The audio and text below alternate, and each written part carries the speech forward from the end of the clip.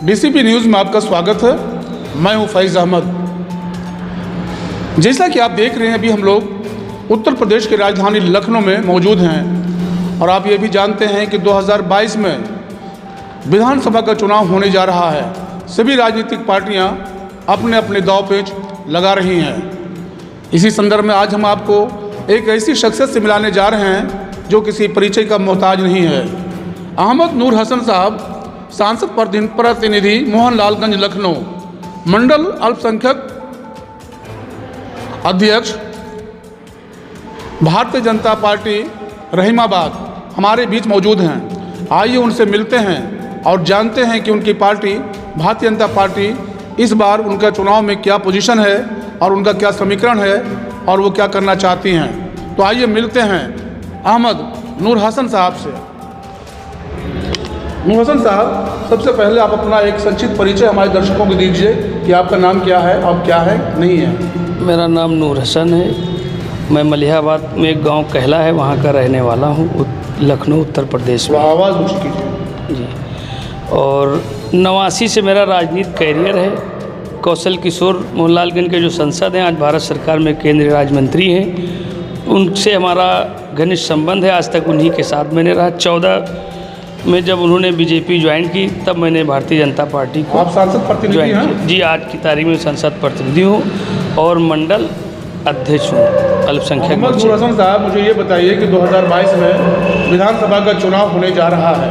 आप इस चुनाव को किस प्रकार देख रहे हैं? चुनाव हमारा ठीक जा रहा। 350 पार हम सीट जीत के आएंगे, इसमें कोई शंका नहीं।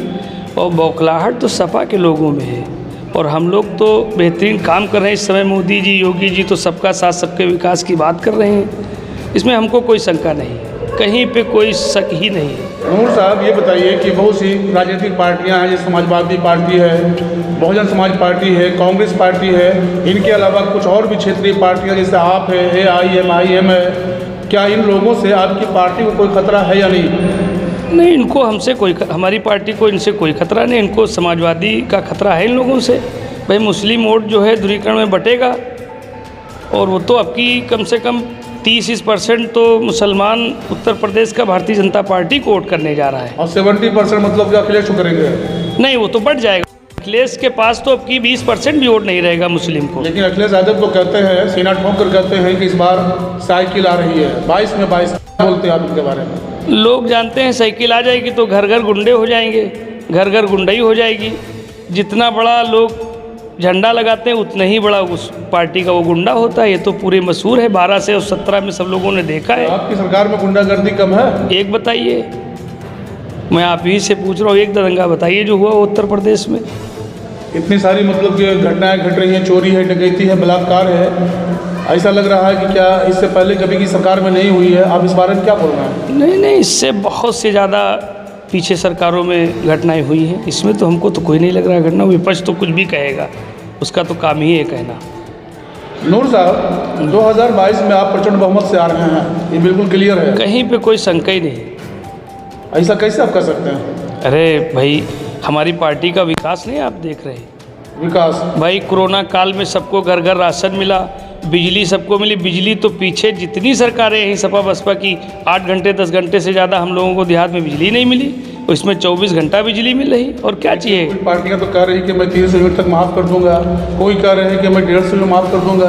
आपकी सरकार का, आपकी पार्टी को एजेंडा है या नहीं? नहीं, मैं आपको बता दे रहा हूँ, जब 12 में चुनाव समाजवादी पार्टी नेतृत्व में लड़े तो उनका घोषणा पत्र था कि मैं सारे किसानों का कर्जा माफ़ करूँगा। और जब कर्जा माफ़ी करने की बात आई तो केवल भूमि विकास बैंकों का कर्जा माफ़ किया। बताइए, भूमि विकास में किस किसान का खाता है? वहाँ तो सब जो भी खाते हैं उद्योगपतियों के हैं। तो ये तो फ्रॉड था, ये तो धोखा था किसान। इसी वजह से अखिलेश हमेशा धोखा की बात करते हैं।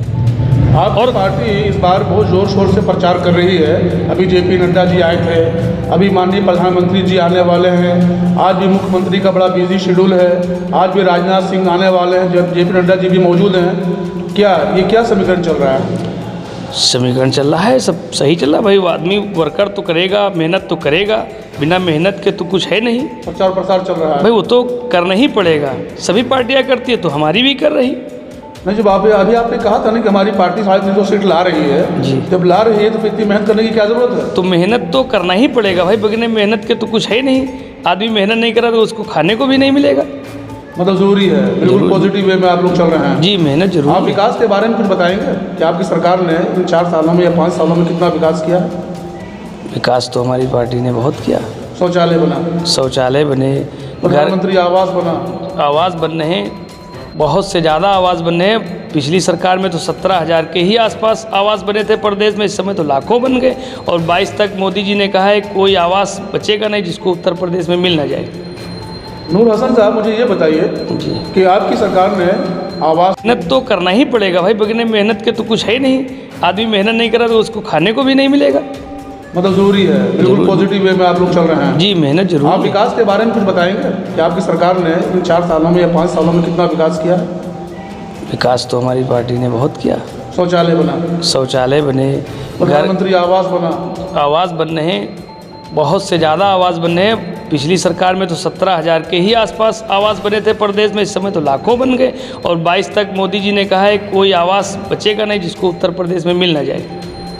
नूर हसन साहब, मुझे ये बताइए जी। कि आपकी सरकार ने आवास दिया, शौचालय दिया, गरीबों को राशन भी दे रही है, सब कुछ दे रही है, बात सच है, जी। इसमें कोई कमी नहीं। जी। लेकिन आपके ही क्षेत्र में एक ऐसा गांव है जो पूरा मुस्लिम आबादी है, उस गांव में एक भी शौचालय वहां के प्रधान ने नहीं दिया है।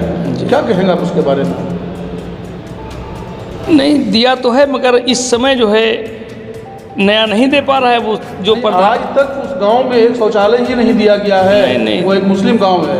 अब वो क्या वहाँ जातीय- देखिए, सरकार जो है दे रही थी, मैंने जो था प्रधान थे तब मिल रही थी। अब कुछ लोगों की अपनी जिम्मेदारी में विकास लाने की उनकी क्षमता ही नहीं होती है।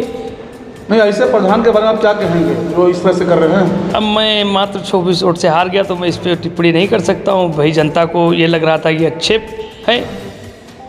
चलिए, आने वाले इलेक्शन में जो भी होना हो वो तो भाग्य की बात है, लेकिन आप जनता के लिए कोई संदेश देना चाहते हैं? भाई जनता से कुछ करना जनता चाहते से हैं? तो हम यही कहेंगे कि फुल बहुमत से भारतीय जनता पार्टी को पुनः सत्ते में लाए।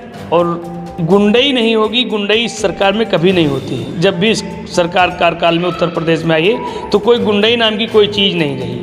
और जिसको गुंडई करना है, जिसको किसी की ज़मीन हड़पना है, हक हुकूक छीनना है, वो अपने तो विरोध कर ही रहा है, वो तो सपा को चाह ही रहा है। अभी आपने देखा अहमद नूर हसन साहब से, जिन्होंने खुलेआम कहा कि हमारी पार्टी अर्थात भारतीय जनता पार्टी 350 सीटों से अधिक लाएगी और प्रत्यक्ष बहुमत लाकर पुनः सरकार बनाएगी। कैमरामैन मोहम्मद वाजिद के साथ चांद खान की रिपोर्ट, DCP न्यूज़, लखनऊ।